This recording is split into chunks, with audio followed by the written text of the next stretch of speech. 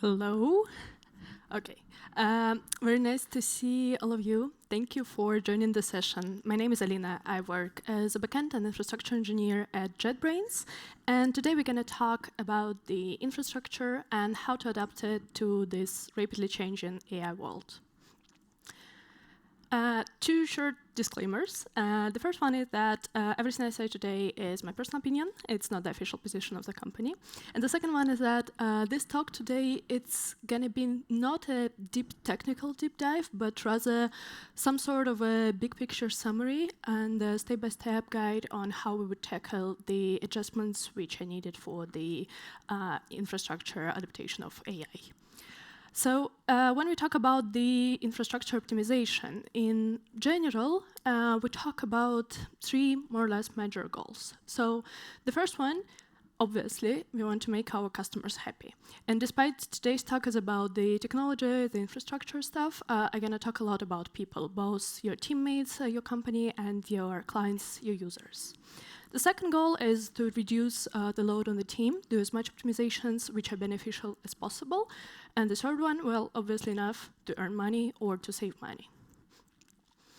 So here is a brief structure of today's presentation, what we're going to cover. And the first one, we'll talk a bit about the basic concepts, about the building blocks that we're going to use later.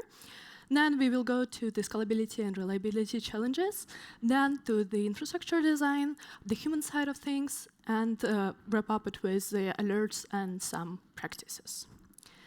So the general inspiration for this talk was the case when you already have quite a big production standing application with a lot of infrastructure around, a lot of code around, large code base, a lot of people doing this.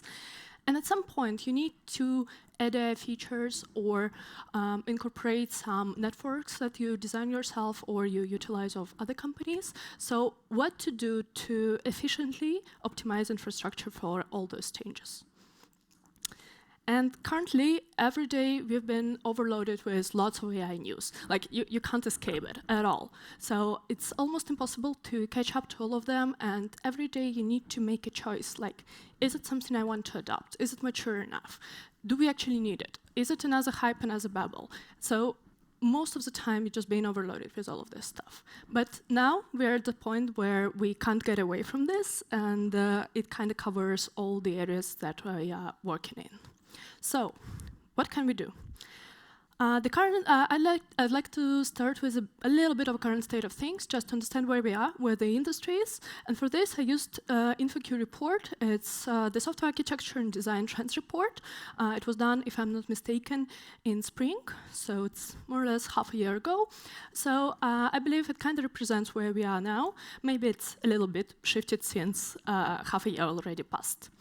So as you can see, more and more people are adopting different variations of the AI-related stuff, such as retrieval-augmented generation, or the agentic AI, or the AI-assisted development.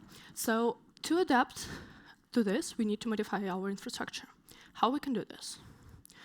The first building block that, of course, is there is a retrieval and data layer. There belongs basically everything we have to do to deal with data, including indices, databases, vector databases for embeddings, or the documents on which the training is performed.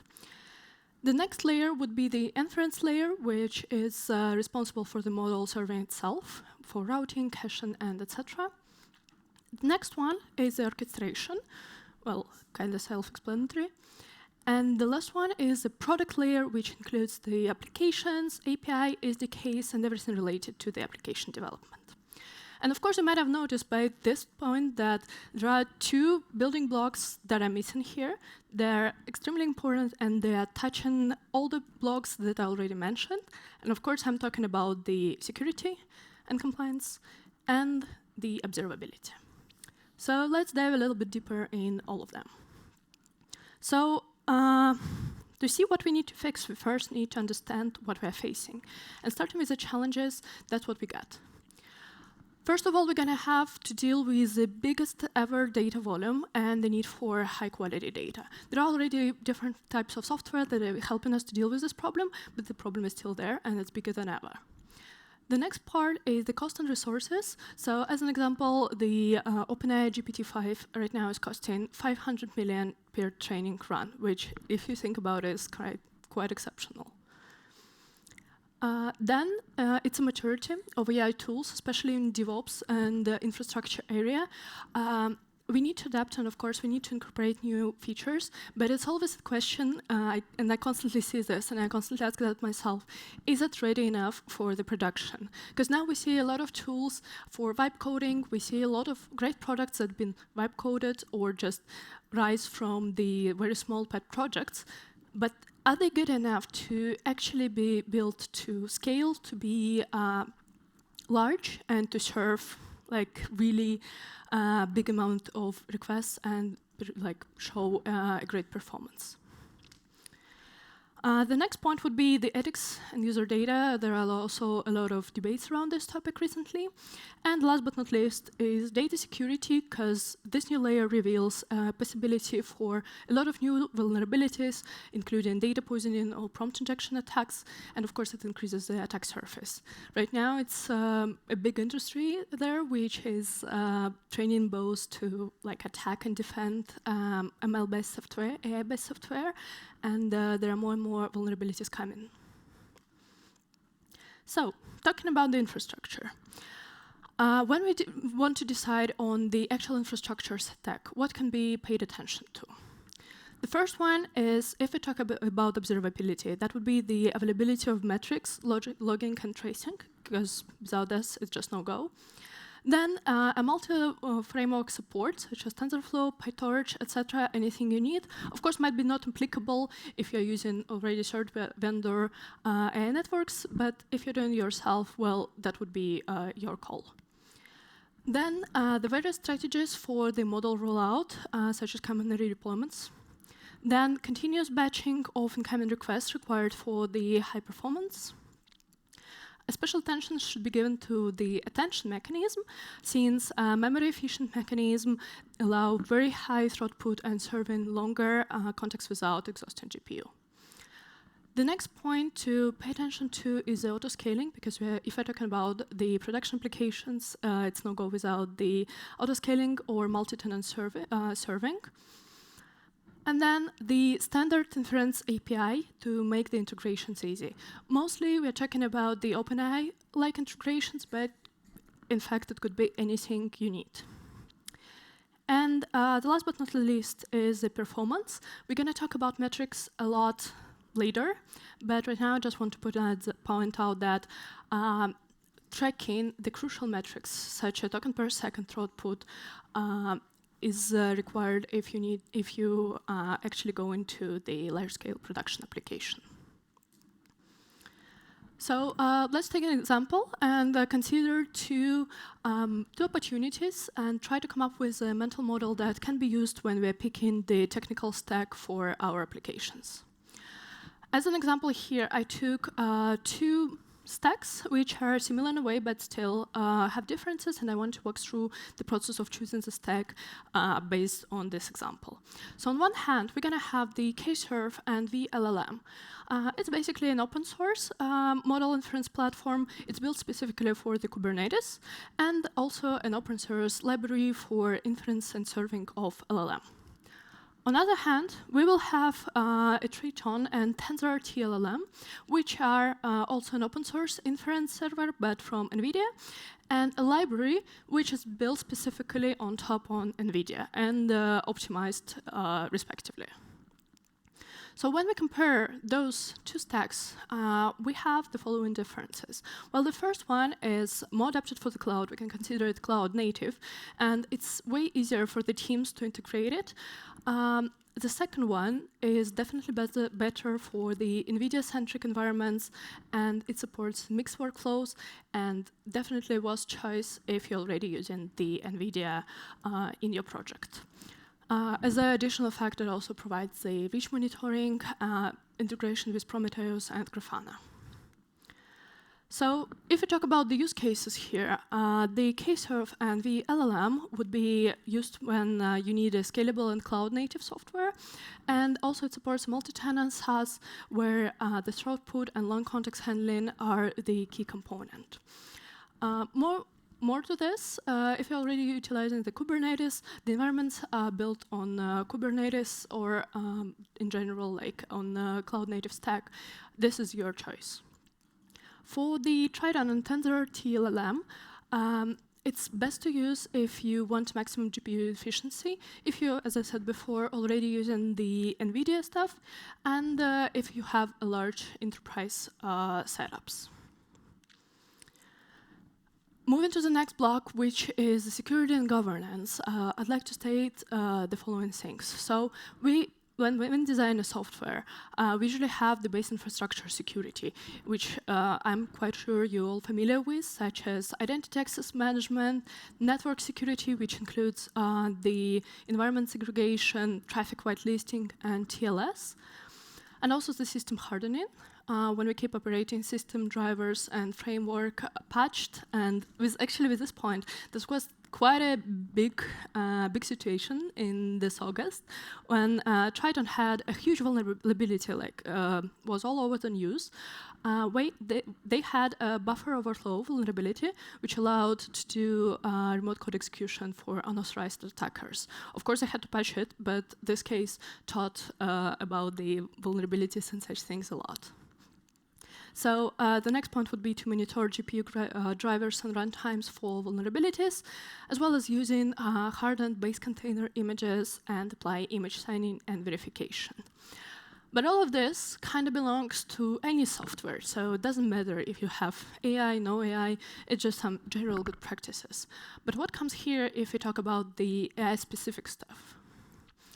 So first of all, when we talk about the model infrastructure security, we talk about the resource isolation. So we have a separate containers for the workloads, quotas to prevent the GPU, CPU starvation, also separate environments, as we talked for general software. Then, talking about the data, well, encryption as a must-have for training and inference data, then auditing, and if it's possible, the must-have would be to use a trusted execution environments, since it can help to protect the models and data during the execution. And probably like my favorite part, I used to be a security champion in JetBrains as well, and sometimes we played a red team exercises, which allowed you to find the potential vulnerabilities yourself. So in our case, it would be something like prompt injection or data theft, and might be something that is worth doing on a permanent basis or hire like external company to do it for you. Then it would be beneficial to monitor for the poison training data, as well as employ the input validation and rate limiting at the inference endpoints. And talking about security, I can't not talk about the compliance and about the legal stuff. Well, most of the time we are not doing with this since we are not the legal entity, but still it's something that you might be aware of when working with AI, with the models, and etc. So there are two major documents with which we're dealing right now. So the first one is the EU AI Act. It was published in August 2nd. It's basically a set of rules which is mandatory, especially if you are developing the AI models or modify some AI models. And this is a guideline which you're obliged to follow if you're doing any of this. The second one, it's, if I'm not mistaken, it's American-based. It's more about the practical controls. So this is a set of rules, set of guidelines which are not mandatory to follow, but just like nice to have. And it outlines risks for you and ways to handle them when we're dealing with AI-related technologies.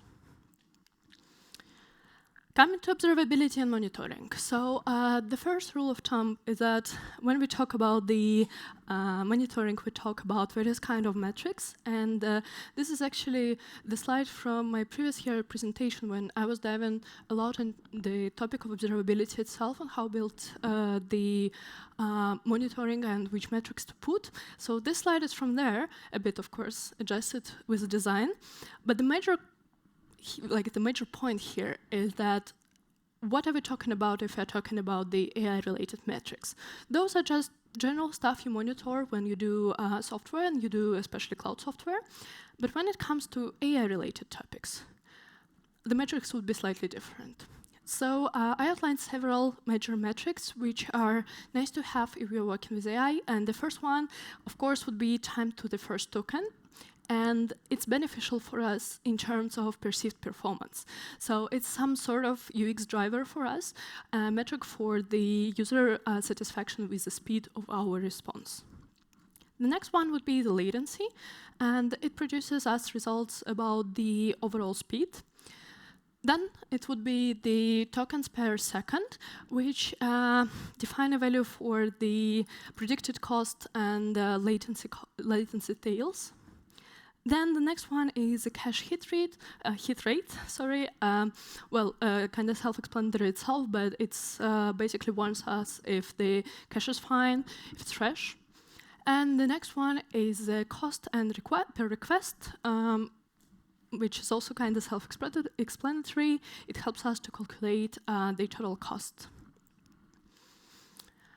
So to make everything transparent, it was making observability separate for each building block that we discussed before. So if you're talking about the data block, then it would be, for the application. For the application level, it would be something like requests per second, and it should be tracked on the application level. If you go to the inference level, it's metrics that were outlined before on the previous slide and include the specific metrics for the models themselves. Coming to the retrieval and data, everything related to the database storage and all kind of storages you have. And talking about metrics, I can't also not mention the topic of dimensionality, because in my experience, that's what gave us the most valuable outcomes when we divide the metric not only by the layer, but also by dimension. So on this example, what we have here is that we define metrics for 4 dimensions for like application subsystem, issues, articles, pictures, doesn't matter what you name it. So subsystem, the request type, the type of the query, is it mobile, is it API, is it just usual API call, and by user type. So if we sum up it to some sort of general practices that we experience, the first would be is to have the separate planes. Basically, it means that we might make each block testable and observable. The next one would be that quality is objective, not a feeling, and always have well-defined objectives for your dashboards and for your applications respectively. Then the next practice is autoscale on tokens per second and queues, or GPU utilization, not just CPU on requests per second.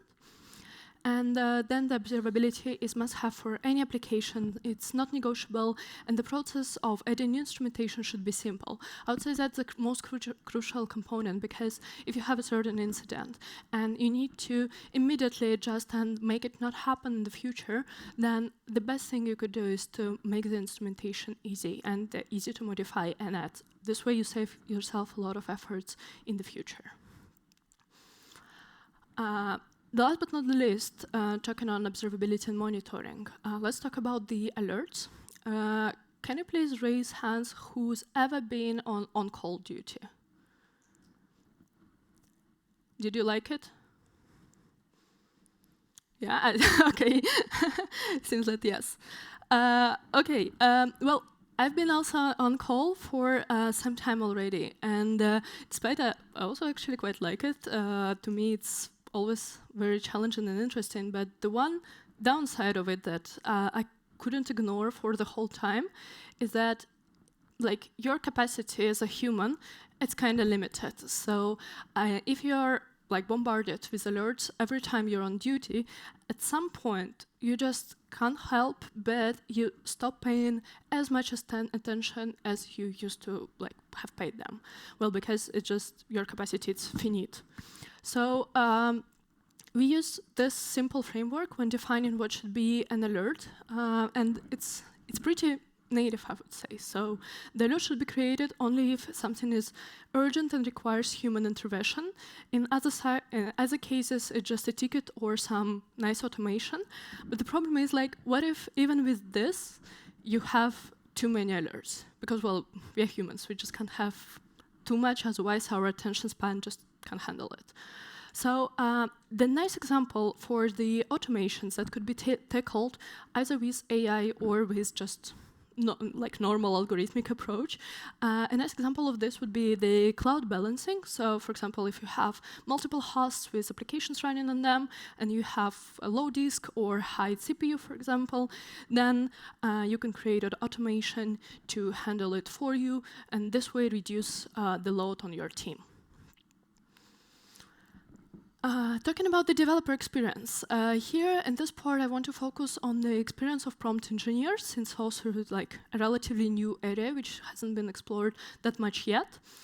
So that's more or less how the routine of prompt engineer look like. So when design a prompt, they either do it manually and just come up in iterations with a manual prompt, or they do this and create a special benchmark which they run their prompt against too. And since I was part of product that was interacting with the prompt engineers, we did multiple user interviews with the prompt engineers, asking them like what was their major struggle with the benchmarking.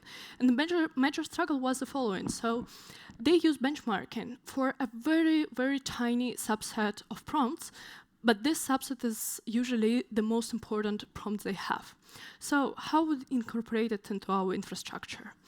First of all, when they design a prompt, they design benchmark somewhere nearby.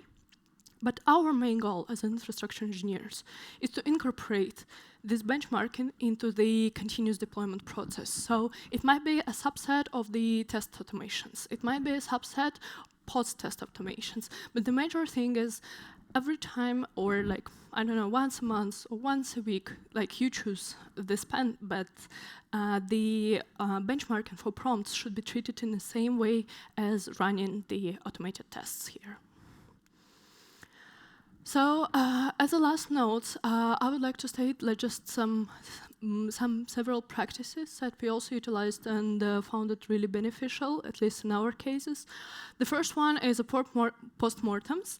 So every time we gather with the support team, with the deployment team, with software engineering team, and we see what was missing or not sufficient in data to let us mitigate the issue faster or not have an issue at all.